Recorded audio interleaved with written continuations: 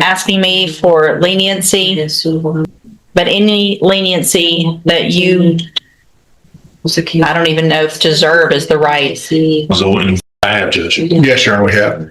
Are there any additions or corrections? Nothing things. Nothing to state, Your Honor. Well, Judge, there is one issue that was brought to my attention this morning by Mr. Alonzo in regards to his criminal history. I think there is a notation there from the federal issue, and according to the report we have that he pled guilty and was sentenced time served. According to Mr. Alonzo, he was granted asylum during that time, and wasn't actually sentenced in that matter. Is there currently an ICE hold?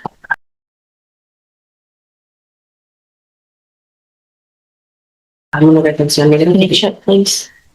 Is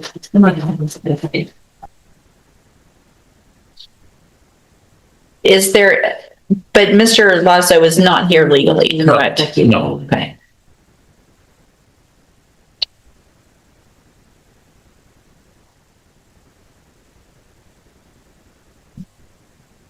Yes. Okay.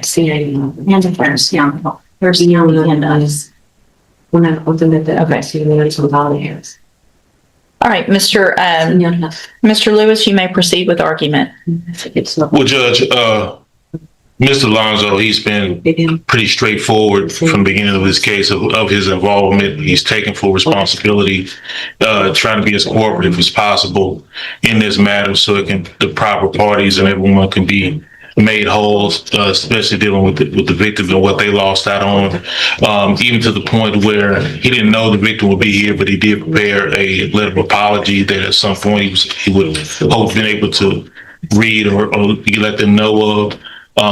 He does understand he does have other holes from different counties that has to be addressed as well.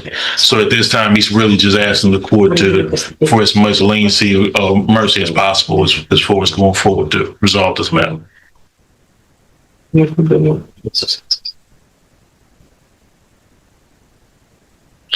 you, Mr. Nichols. Your Honor, I took into account his cooperation and willingness to accept responsibility when I capped it at 15. This is a pretty horrific robbery where they targeted this woman who's sitting right over here. He knocked her to the ground while holding a gun. They stole $80,000 in cash from her business. They've been targeting this woman. They've been following her and planning this for months, Judge.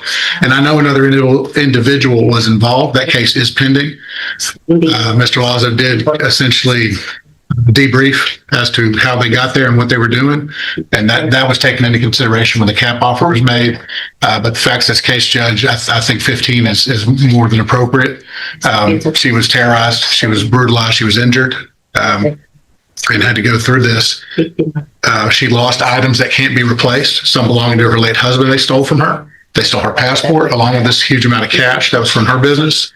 It was obvious they had targeted and sought her out and followed her. And that this was not just some random occurrence, that it wasn't just a crime of opportunity. They came in from Houston to do this and they've been planning it for some time, Judge. So I ask the court to assess the full 15.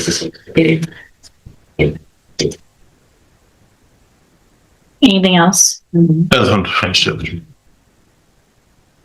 Mr. Lazo, I appreciate your attorney's arguments, asking me for leniency, but any leniency that you, I don't even know if deserve is the right word, but are getting was because of the agreement that your attorney reached with the district attorney for that cap of 15 years. What you two did to Ms. Ordaz is absolutely something, it's out of a movie, scary for a person who is just living their life, trying to run a business. And in my opinion, 15 is really probably not enough, but I understand, and I think she probably feels the same way. I appreciate, and I'm sure everybody, including her, appreciates you taking responsibility so that there wasn't a drawn-out trial, so that everybody involved is going to also have their day in court. This is the moment everything hangs in the balance. The judge is acknowledging his cooperation, but at the same time making it crystal clear. The only reason he's not facing more time is because of that plea deal. And here's the real question.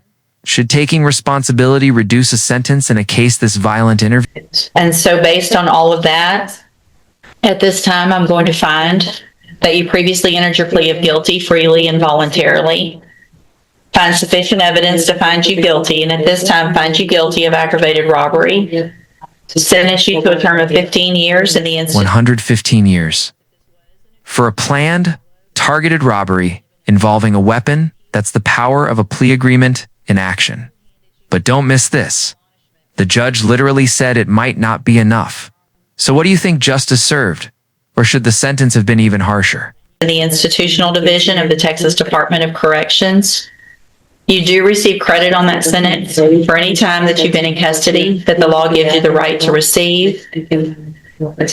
There will be an affirmative finding of a deadly weapon. I'm going to hand you the trial court certification. This shows that this was an agreement I followed, and so you have given up any right to appeal. I've also handed you a written admonishment regarding your ineligibility to possess a firearm or ammunition. It's in Spanish, and you need to read it carefully. Because of the judgment entered against you, you're ineligible under Texas law to possess a firearm or ammunition.